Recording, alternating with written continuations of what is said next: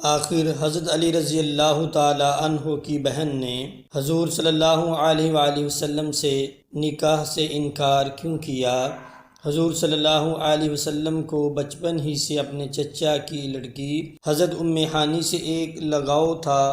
اور حضرت ام ہانی بھی حضور صلی اللہ علیہ وآلہ وسلم کو ان کے اچھے اخلاق کی وجہ سے پسند کرتی تھیں۔ لیکن جب حضور صلی اللہ علیہ وآلہ وسلم نے انہیں نکاح کا پیغام بھیجا تو انہوں نے صاف بسم اللہ الرحمن الرحیم۔ آخر حضرت علی رضی اللہ تعالی عنہ کی بہن نے حضور صلی اللہ علیہ وآلہ وسلم سے نکاح کرنے سے کیوں انکار کیا؟ حضور صلی اللہ علیہ وآلہ وسلم کے سب سے چہیتے چچا حضرت ابو طالب کے 7 لڑکے تھے، اور ساتھ میں حضرت ابو طالب نے بچپن ہی سے حضور صلی اللہ علیہ وآلہ وسلم کو بھی اپنی نگرانی میں پالا تھا۔ اس لیے اب گھر میں افراد تو بہت تھے لیکن کمائی کا کوئی ذریعہ نہیں تھا۔ آخر جب حضور صلی اللہ علیہ وآلہ وسلم بڑے ہوئے اور اپنے چچا کی ایسی پریشانیاں دیکھیں تو آپ صلی اللہ علیہ وآلہ وسلم نے اپنے دوسرے چچا حضرت عباس سے جا کر کہا کہ اے میرے چچا جان، آپ تو دیکھتے ہیں نا کہ میرے بڑے چچا حضرت ابو طالب بہت زیادہ تنگیوں کا سامنا کرتے ہیں، گھر میں کھانے کو کچھ نہیں ہوتا،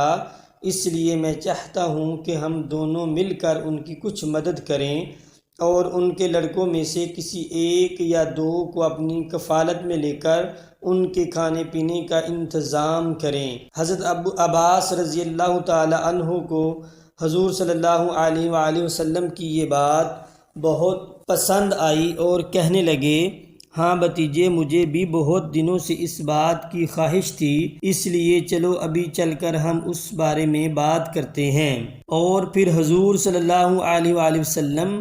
اپنے چچا حضرت عباس کے ساتھ حضرت ابو طالب کے گھر پہنچے اور کہنے لگے کہ اے میرے چچا جان، ہم آپ کی پریشانی اور تنگ حالی کو دیکھ کر اکثر رنجیدہ رہتے ہیں، اس لیے آپ اپنے لڑکوں میں سے کسی کو بھی ہماری کفالت میں دے دیں۔ تو یہ سن کر حضرت ابو طالب نے جواب دیا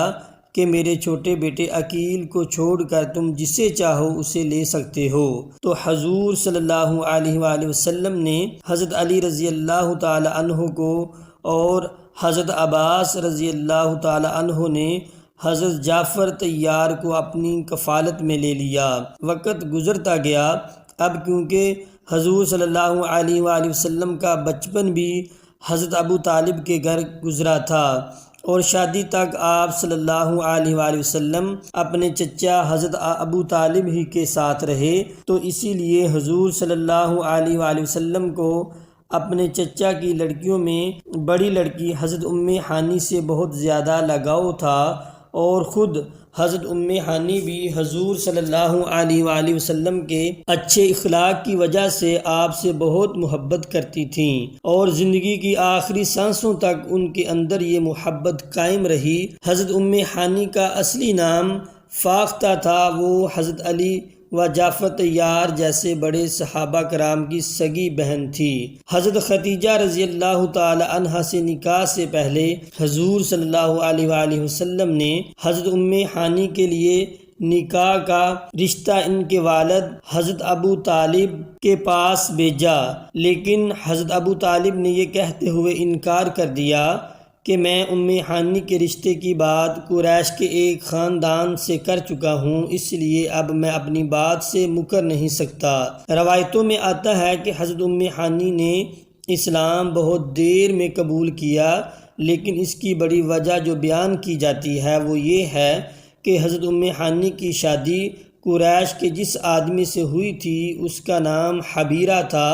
وہ اسلام کا بہت بڑا دشمن تھا، اس لیے حضرت ام ہانی اپنے شوہر کی سختی کی وجہ سے جلد اسلام قبول نہ کر سکیں۔ لیکن کچھ لکھنے والوں نے یہ بھی لکھا ہے کہ حضرت ام ہانی تو اسلام کے شروع زمانے ہی میں مسلمان ہو گئی تھیں، لیکن شوہر کی سختی کی وجہ سے اپنے اسلام کو ظاہر نہ کیا، اور آخر جب مکہ فتح ہوا اور حضور صلی اللہ علیہ وآلہ وسلم صحابہ کرام کے ایک بڑے لشکر کے ساتھ مکہ میں بادشاہوں کی طرح داخل ہوئے تو ابھی کسی کافر کی بھی ہمت نہ تھی کہ حضور صلی اللہ علیہ وآلہ وسلم کے سامنے تیز آواز میں بھی بات کرے، تو اس لیے اس موقع پر بہت سے کافر مکہ چھوڑ کر بھاگ گئے۔ انہی میں حضرت ام ہانی کا شوہر حبیرہ بھی تھا۔ فتح مکہ کے بعد کسی مشرک و کافر سے نکاح کرنا حرام کرا دیا گیا، اس لیے حضرت ام ہانی نے اپنے شوہر کو چھوڑ دیا اور مدینہ آ کر ایک بیوہ عورت کی طرح زندگی گزارنے لگیں۔ کافر شوہر سے چھٹکارے کے بعد حضرت ام ہانی نے اپنے اسلام کا کھلے طور پر اعلان کر دیا۔ فتح مکہ والے دن حضور صلی اللہ علیہ وآلہ وسلم حضرت ام ہانی کے گھر میں رکے تھے اور آپ صلی اللہ علیہ وآلہ وسلم نے وہاں غسل فرما کر 8 رکعات چاشت کی نماز پڑھی۔ صحیح روایتوں سے ثابت ہے کہ حضور صلی اللہ علیہ وآلہ وسلم کو جس رات معراج پر بلایا گیا تو اس رات آپ صلی اللہ علیہ وآلہ وسلم حضرت ام ہانی ہی کے گھر میں سوئے ہوئے تھے۔ حضرت خدیجہ رضی اللہ تعالی عنہا کی جب وفات ہوئی تو اس وقت حضور صلی اللہ علیہ وآلہ وسلم کی سب سے چھوٹی بیٹی حضرت فاطمہ رضی اللہ تعالی عنہا گود میں تھیں، اس لیے حضور صلی اللہ علیہ وآلہ وسلم کی چچا زاد بہن حضرت ام ہانی ہی نے حضرت فاطمہ رضی اللہ تعالی عنہا کی ایک لمبے زمانے تک تربیت و دیکھ بھال کی، اس لیے حضرت فاطمہ رضی اللہ تعالی عنہا بھی حضرت ام ہانی سے دل و جان سے محبت کیا کرتی تھیں۔ روایتوں میں آتا ہے کہ حضرت ام ہانی جب وہ بیوہ ہو گئیں تو ایک دن حضرت علی رضی اللہ تعالی عنہ حضور صلی اللہ علیہ وسلم کے پاس تشریف لائے اور کہنے لگے کہ اے اللہ کے رسول صلی اللہ علیہ وآلہ وسلم، آپ میری بڑی بہن ام ہانی سے نکاح کیوں نہیں کر لیتے؟ تو حضور صلی اللہ علیہ وآلہ وسلم نے حضرت علی کی بات کو پسند فرمایا اور حضرت ام ہانی کو نکاح کا پیغام بھیج دیا، لیکن حضرت ام ہانی نے آپ صلی اللہ علیہ وآلہ وسلم سے نکاح کرنے سے صاف انکار کر دیا۔ جس وقت حضور صلی اللہ علیہ وآلہ وسلم نے حضرت ام ہانی رضی اللہ تعالی عنہ کو نکاح کا پیغام بھجوایا تو حضرت ام ہانی نے جواب میں فرمایا کہ محمد صلی اللہ علیہ وآلہ وسلم کا حق بہت زیادہ ہے اور میں ایک بچوں کی عورت ہوں، میرے بچے یتیم ہو چکے ہیں، اس لیے مجھے ڈر لگتا ہے کہ اگر میں نے حضور صلی اللہ علیہ وآلہ وسلم سے نکاح کیا تو میرے یتیم بچوں کو پھر بھی میری طرف سے وہ حق نہیں مل پائے گا جو ایک ماں کی ذمہ داری ہوا کرتی ہے، اور اگر حضور صلی اللہ علیہ وآلہ وسلم سے شادی کے بعد میں اپنے بچوں کا حق ادا کرنے میں لگ گئی تو مجھ سے حضور صلی اللہ علیہ وآلہ وسلم کا حق ٹھیک سے ادا نہیں ہو پائے گا، جو کہ میرے لیے محرومی کا سبب بن سکتا ہے۔ تو جب حضور صلی اللہ علیہ وآلہ وسلم کو حضرت ام ہانی نے اس جواب کی خبر ہوئی تو آپ صلی اللہ علیہ وسلم فرمانے لگے کہ قریش کی عورتیں بہت بہادر اور سمجھدار ہوا کرتی ہیں، کیونکہ قریش کی عورتیں اپنے شوہر کی خدمت میں بھی بہتر طریقے سے سر انجام دیتی ہیں اور اپنے بچوں کی پرورش بھی بہت اچھے طریقے سے کرتی ہیں۔ اور پھر اس کے بعد